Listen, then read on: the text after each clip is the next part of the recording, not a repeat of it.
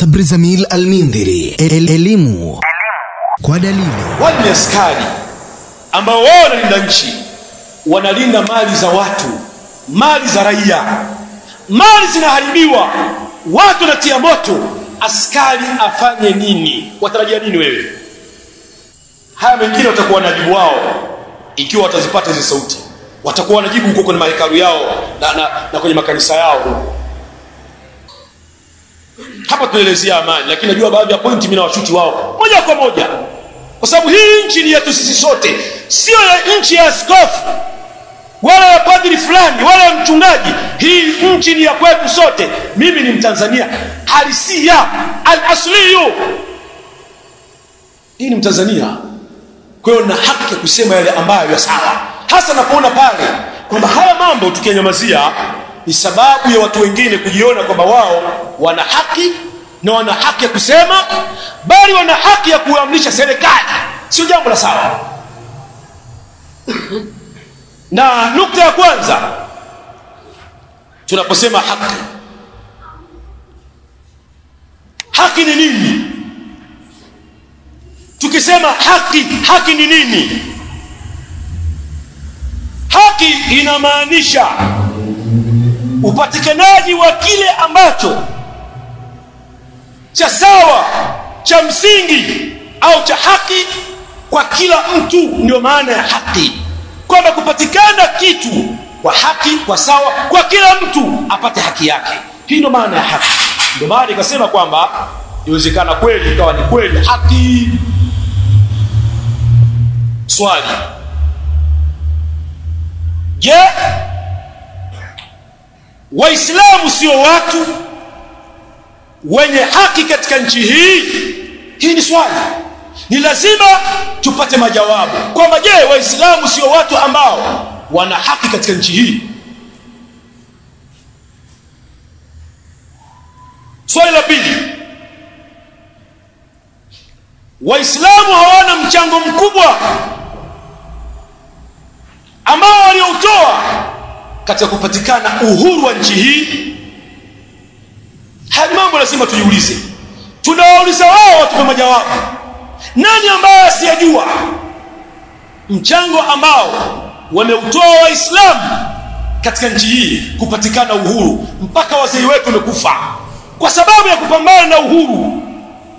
Watu walikuwa wanamshika yule baba wa taifa, wanampeleka anafunga saumu, wanashinda naye ndani ya funga, lengo upatikane uhuru wa nchi hii.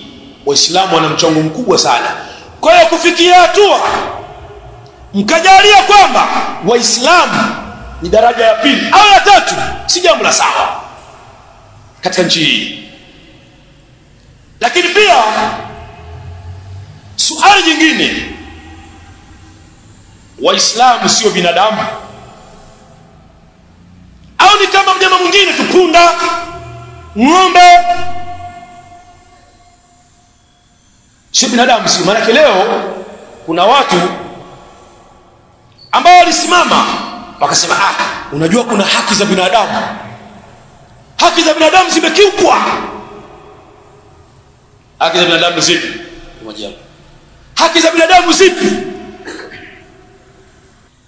Tukisema Waislamu au haki za binadamu, hawa haki za binadamu muda si mrefu na pengine mpaka leo Wapalestina wanakufa. Haki gani za binadamu zilisimama na wakasema wale ambao wanakufa? Au kwa sababu ni Waislamu hawana haki? Lao kama wangelikuwa ni makafiri wale, dunia ingesema. Lakini kwa sababu ni Waislamu, watu wakachukulia kwamba Waislamu hawana haki. Kwa hiyo Muislamu ni kama vile punda. Sisi tupatiliza mambo bwana. Tumshukuru Allah, tuelewa. Haya mambo yako hivyo. Sasa hivi Tanzania udini umekuwa wazi, lakini tokea baba wa taifa udini upo. Tusidanganyane hapa. Tusidanganyane. Ukienda Kenya kuna ukabila, ukija Tanzania kuna udini. Wallahi, nenda Kenya, Wakenya wote wanajua. Na nakwambia Tanzania tazironi ni moja tu, udini. Sisi huku ni ukabila. mambo yako hivyo. Kwa hiyo wewe utajifanya eti mimi niko nao, mimi mstaarabu. Kule Bosnia kule nakumbuka miaka ya nyuma ile kutokea vita. Iliwahi kutokea vita baina ya Waislamu na makafiri. Waislamu walipigwa, walikuwa hana uwezo, wakapigwa. Na wengine wakawa wanakimbilia kwenye baa. Mtu anakimbilia baa, alafu anafika anachukua pombe, akuta unakunywa pombe. Walichokuwa wanakifanya wale, wanakukagua tu umetailiwa.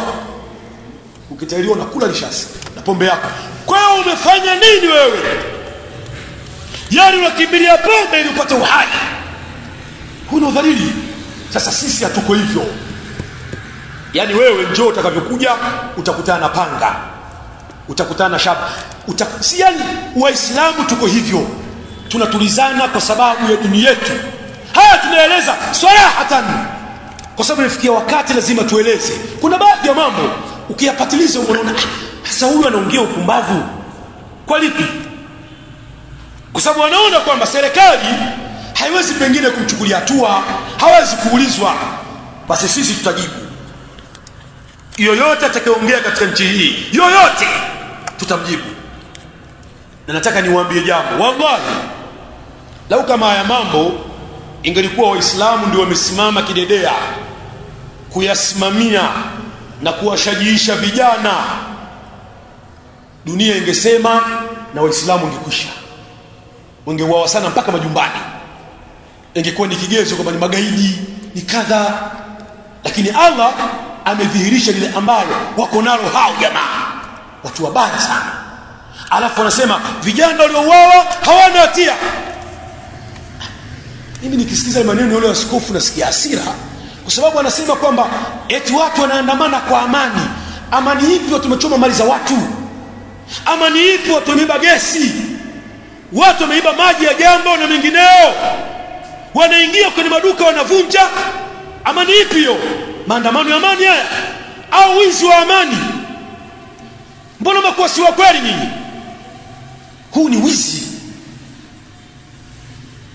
Sasa ikiwa ndio hivyo, hawa walioibiwa mali zao wanalipwaje? Leo kuna ndugu yangu mimi amekufa kwa sababu ya kuibiwa mali yake.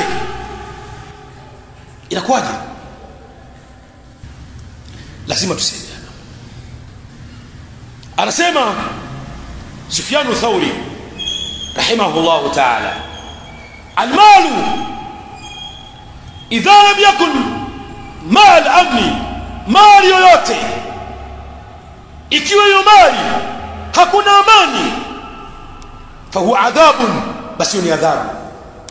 Utatafuta pa kuificha, itakusulisha, mwisho unakufa.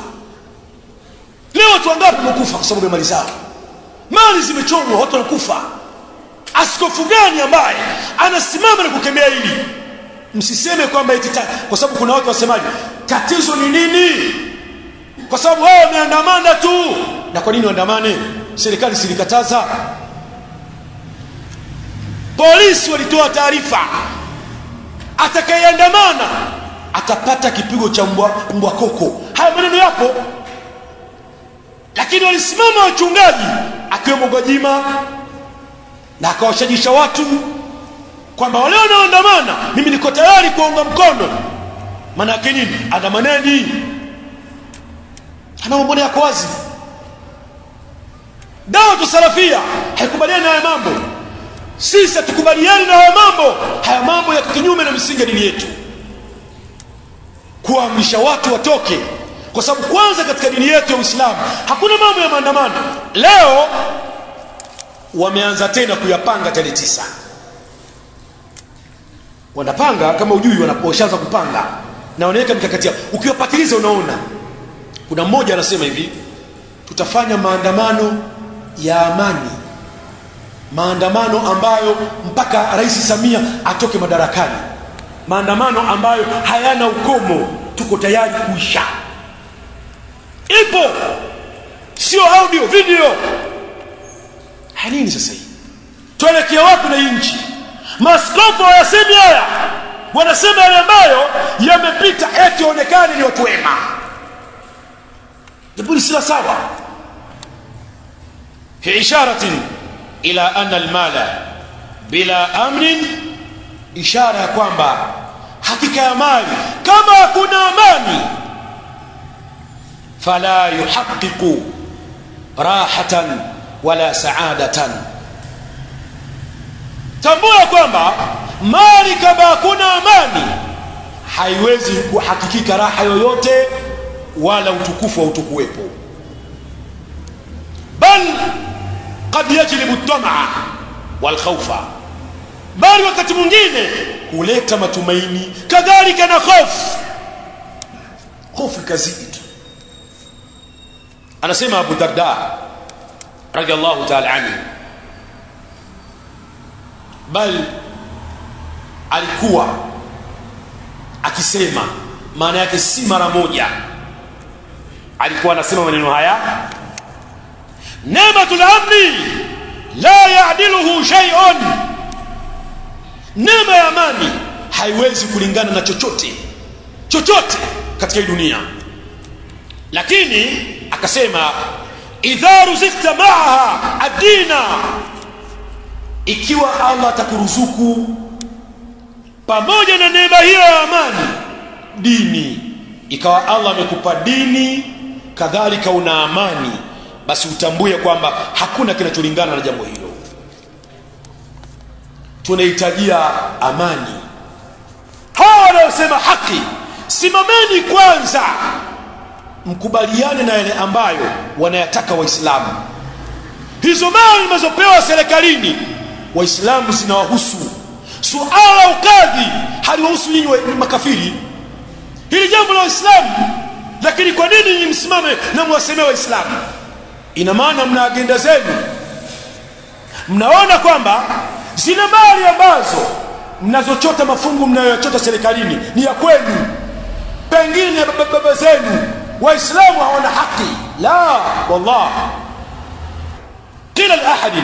qila li ahad min at-tabi'in, aliulizwa mmoja katika tabi'in, bima tastadimu ni'am, hivi neema inadumu kwa kitu gani?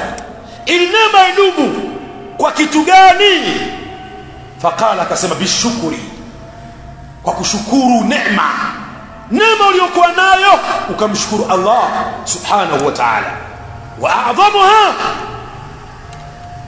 neematul amni, na miongoni mwa neema kubwa ni neema ya amani. Neema inadumu kwa kushukuriwa, lakini neema iliyokuwa kubwa ni neema ya amani. Fashkuru Allah alaiha, basi mshukuruni Allah kwa neema hiyo. Kadhalika wa islahi dhati bayn, na kumpatanisha yule ambaye wenye ugomvi, watu ambao waligombana wapatanishwe kwa sababu ya neema ya amani iliyopo. Hasa uwezo ukasema hakuna uwezekano ipatikane haki kwanza ndio wapatanishwe. Utaratibu watu wanapatanishwa ili amani idumu. Amani na kuwepo, alafu haki itatekelezwa. Hauwezi ukasema ipatikane haki hakuna amani, utazidisha matatizo.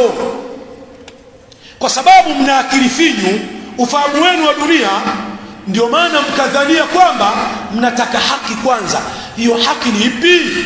Kama ni haki, Waislamu tunataka haki sisi, au tuanze mshangae? Tuna uwezo wa kuanza tukataka haki zetu nyingi tu. Tunataka ukadhi sisi. Kadhi hamuhukumu James wala padri. Kadhi anahukumu ndoa za Waislamu. Wewe askofu anakuhusu nini mambo ya kuzuia masala kuzuia kadhi? Lakini kwa sababu wanachotazama ni masala kwamba serikali itatoa fungu kuwalipa makadhi, hii ndio ambalo wanazuia likiingizwa kwenye katiba. Ndio maana utaona wanapiga kelele. Jambo hili si la sawa. Jambo hili si la sawa. Hii amani ni lazima tuichunge kwa nguvu zote. Hawa jamaa msiwachukulie mambo mepesi. Tazameni nchi ambazo zimevurugika. Chanzo tatizo ni nani? Ni wao. Serikali ni makini na watu hawa kiuhalisia kabisa. Ichunguze mmoja baada ya nyingine, mmoja baada ya mwingine, kundi baada ya kikundi, itapata majawabu.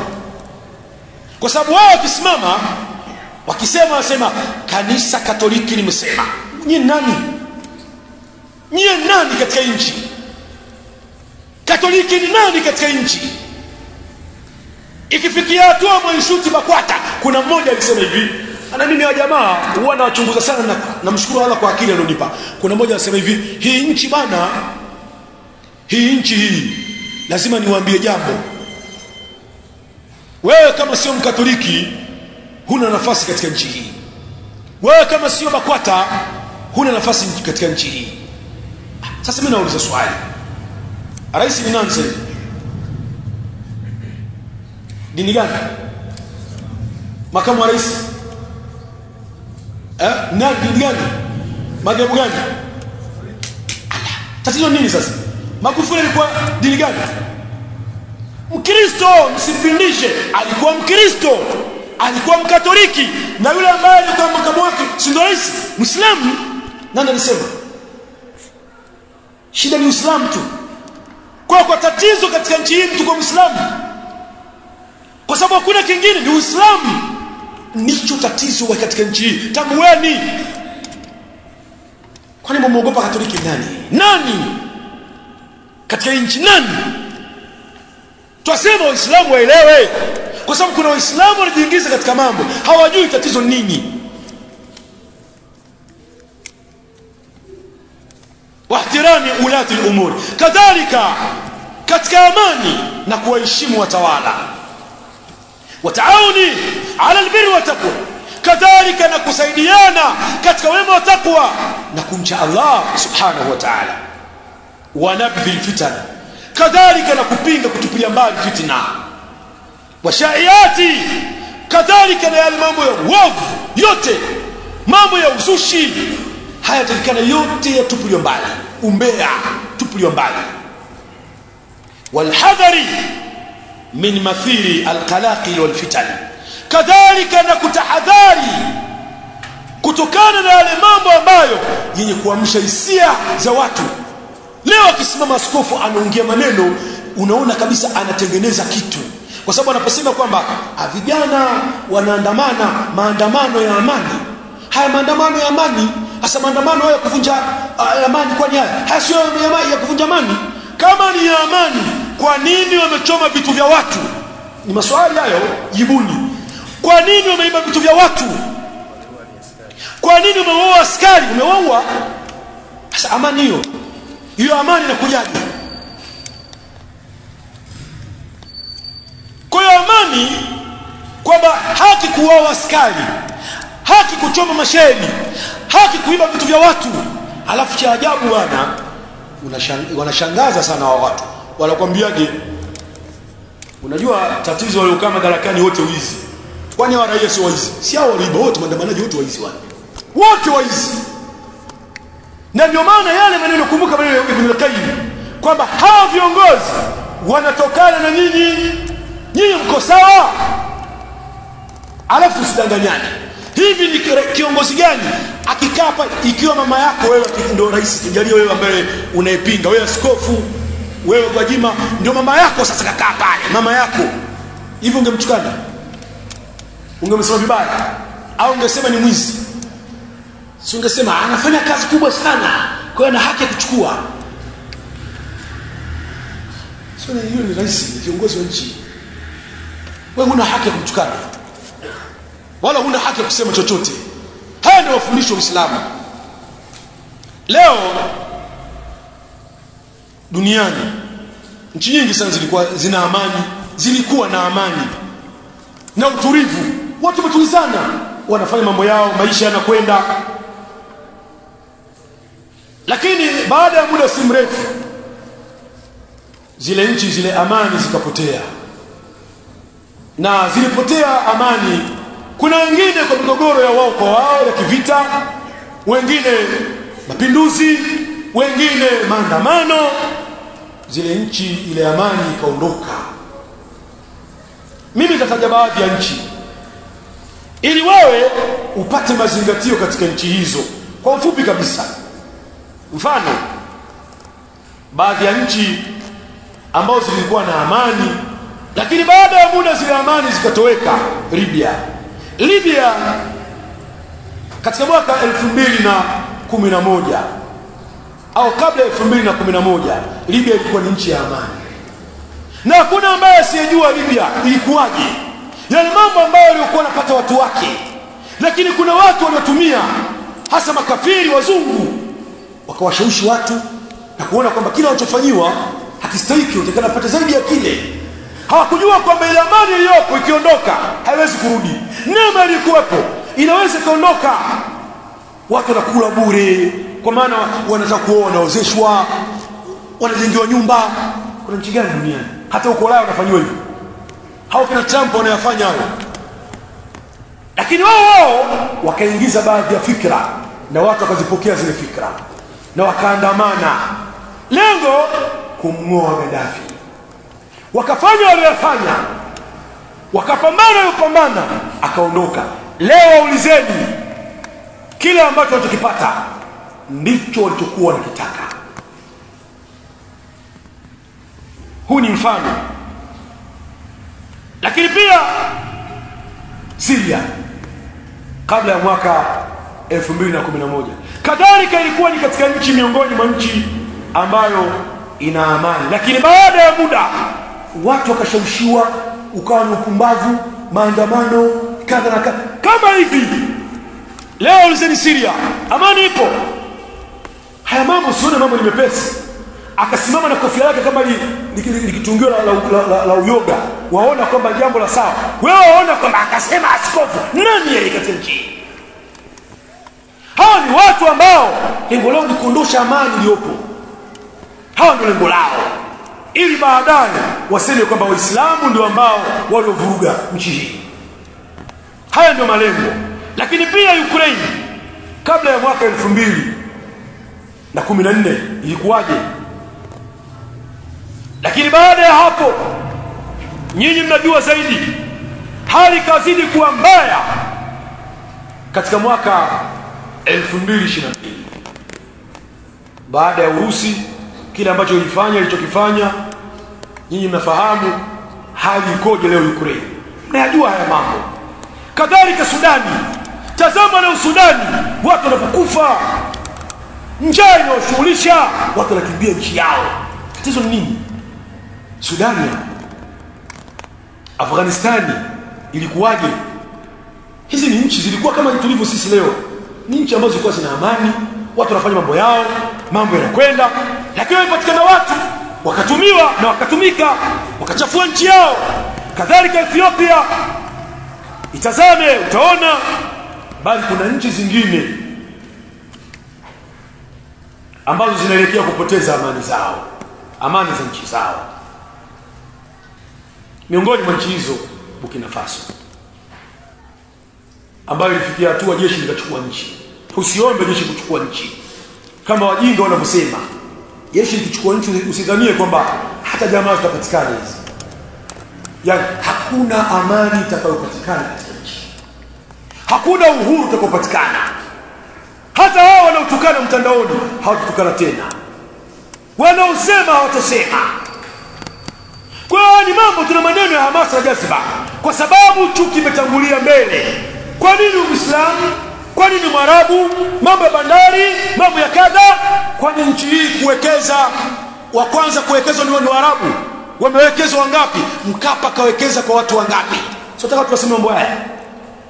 Nchi inawekezwa miaka 100. Nani alisema? Au kwa sababu alikuwa ni kiongozi wa Katoliki? Sijua, alikuwa ni mzee wa kanisa Katoliki. Hakuna alisimama Katoliki kusema. Ndio sawa hiyo? Sio sawa. Hili jambo sio la sawa. Kadhalika Tunisia, kadhalika Mali, kadhalika Lebanoni, kadhalika Nigeria. Hizi ni nchi ambazo biliktisari amani yake inaelekea kutoweka kabisa, na kuna zingine zishatoweka kabisa, amani haipo.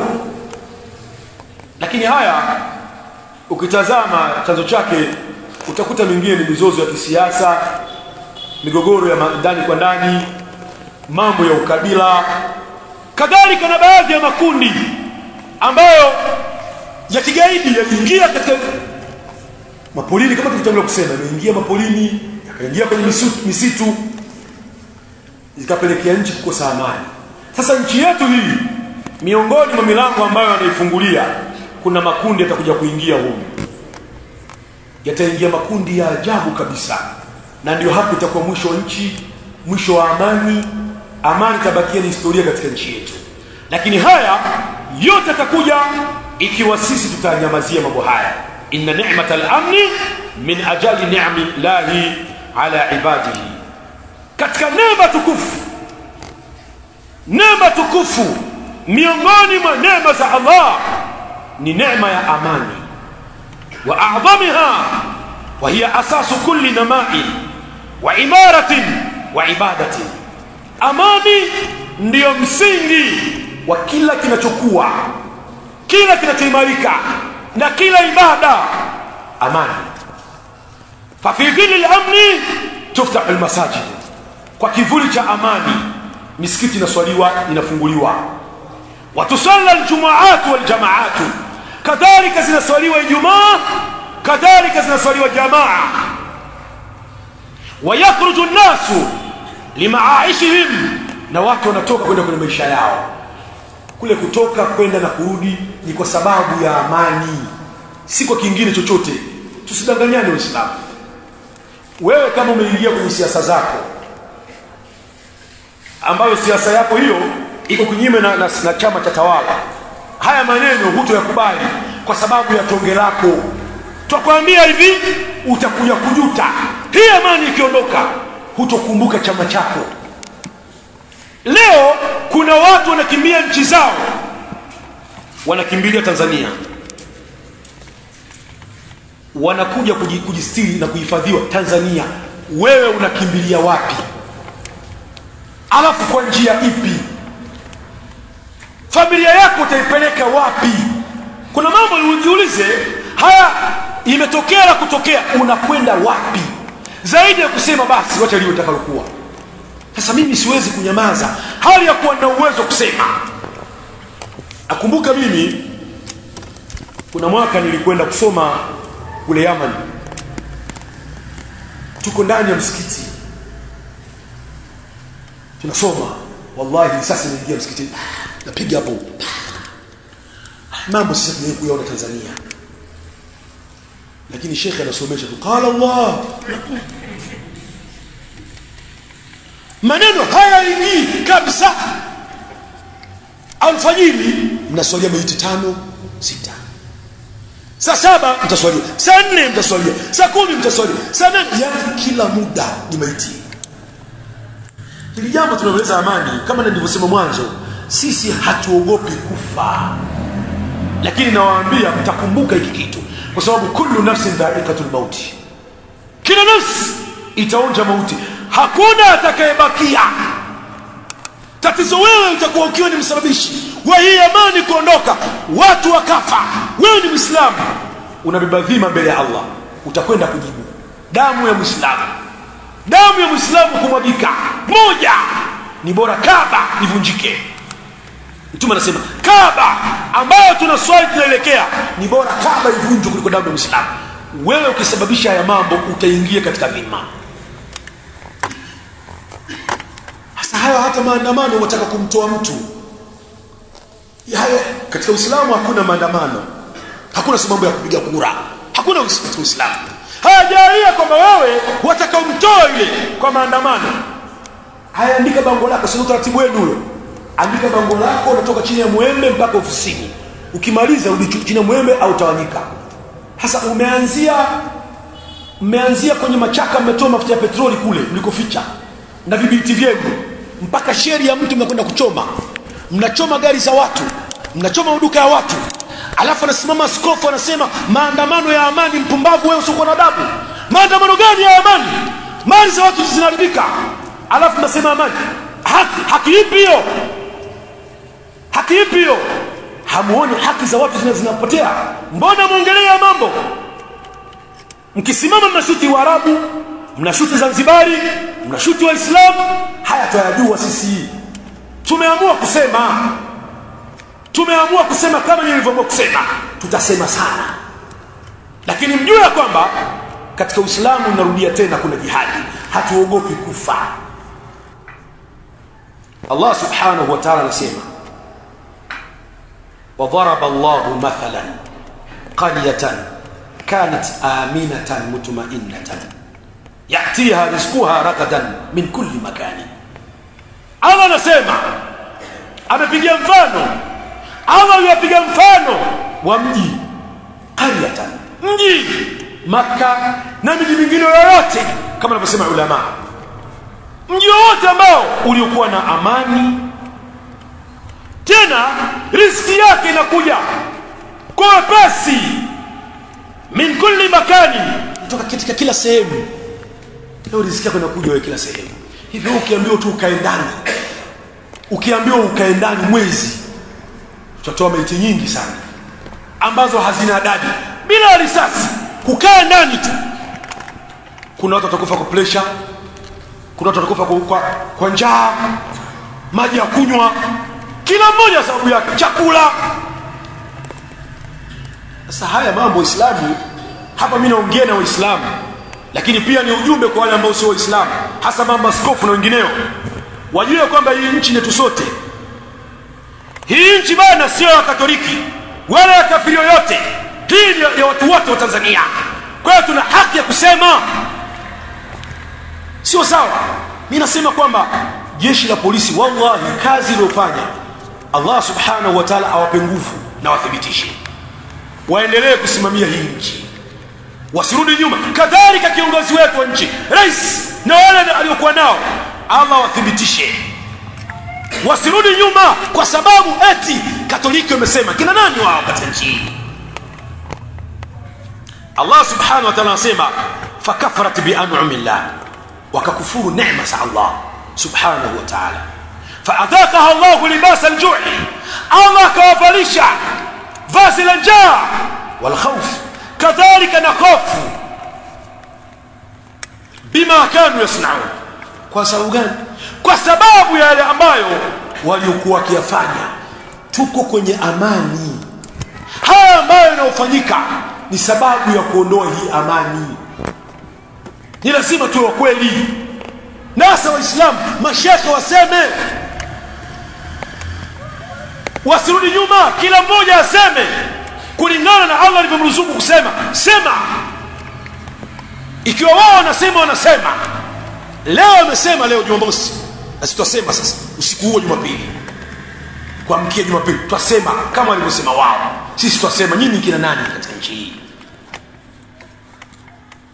Kwa hiyo msitaki kushughulisha watu mkaonekana nyinyi ndio mna haki katika nchi hii, kama Muislamu hana haki ya kusema, Muislamu hana haki ya kuongoza, Muislamu hana haki ya kutawala.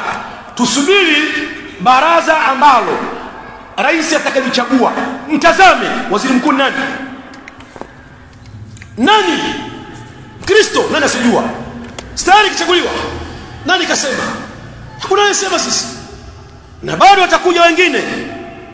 Sisi hata wao wote makafiri, wao wote tunataka sisi amani katika nchi hii. Tunachowaambia tunataka amani, hatutaki upumbavu. Muislamu, namalizia maneno, Muislamu ukimwambia toka, anatakikana atoke. Ana upanga, ana rungu, atatoka.